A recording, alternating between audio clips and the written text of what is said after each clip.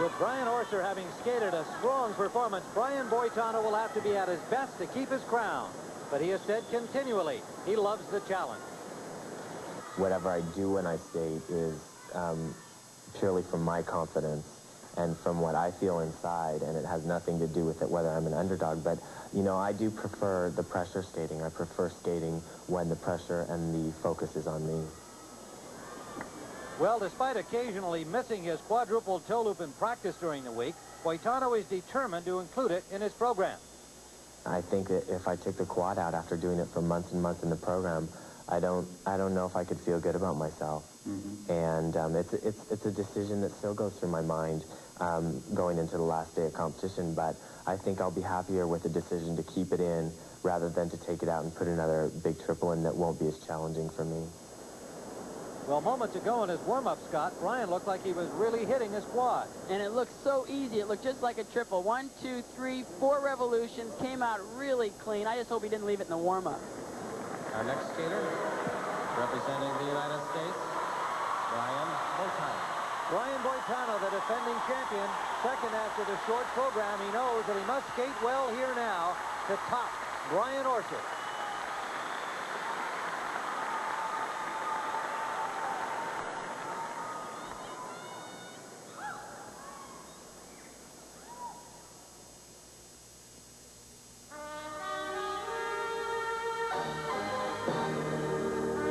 Everything leading up to the quad is extremely difficult. The first jump Brian does in his program is a variation on a triple Lutz jump. A jump difficult on its own, but he does an arm position. He lifts his arm over his head. He's the only one in the world that does this.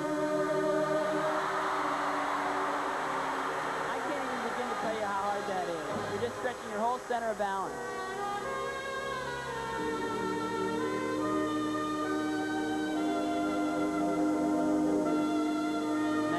A triple axle double toe loop combination.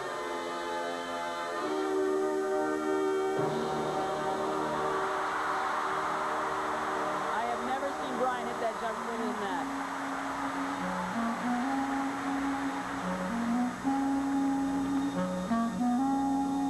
Is there any chance you think he'll take the quad out, Scott? No way, not with the way Orser skated. And if he's going to do the quad, he's going to do it right here. Oh, and he came up about a quarter turn short and couldn't hang on to it. Boitano comes up smiling anyway, so let's see if he can recover from that.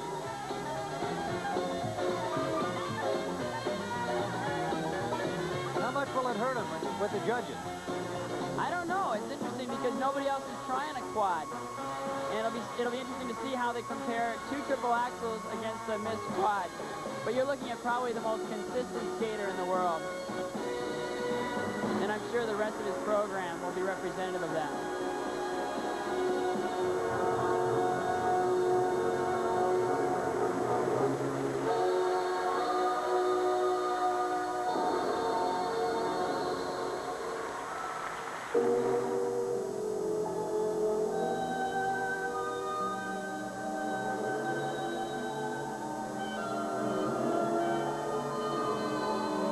No visible effect as he skates to summertime of missing the quad that he jumped so perfectly in the warm-up.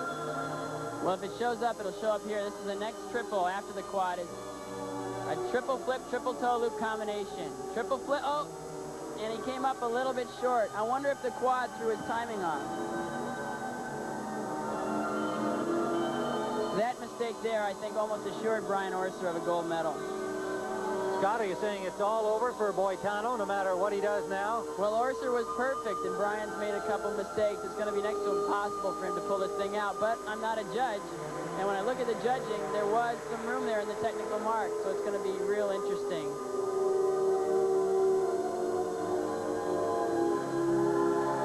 Triple loop.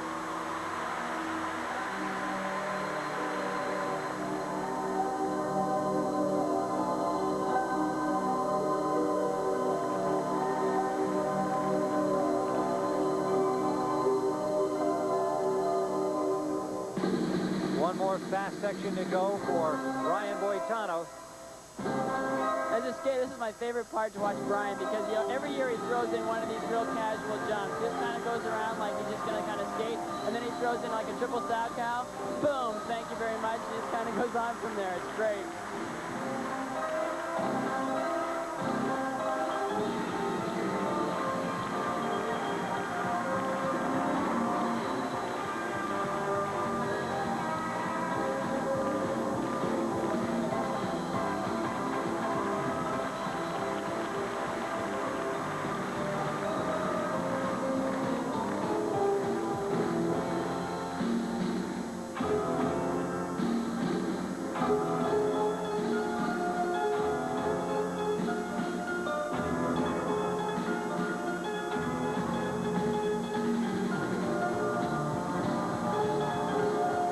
Jumps into triple toe loop, double toe loop. Very nice.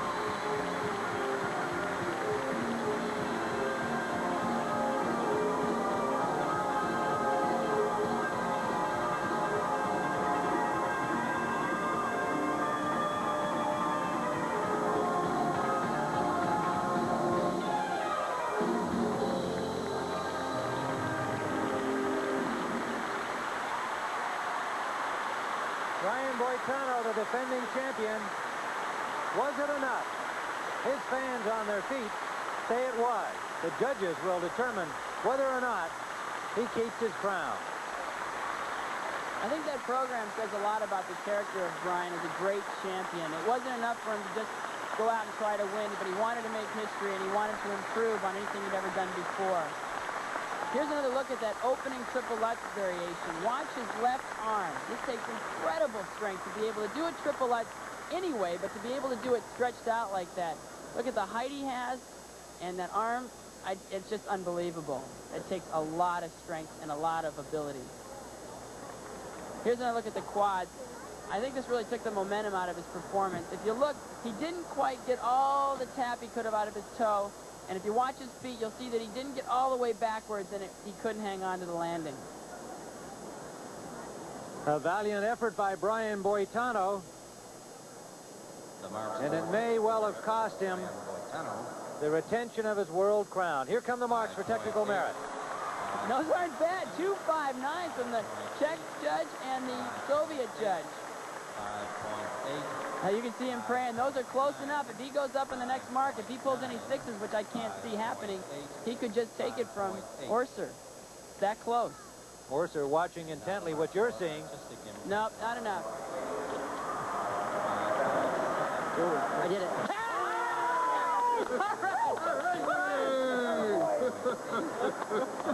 So Brian Orser, after 3 second-place finishes and 1 more in the Olympics, finally wins the gold. Let's join Judy Blumberg with Brian Boitano.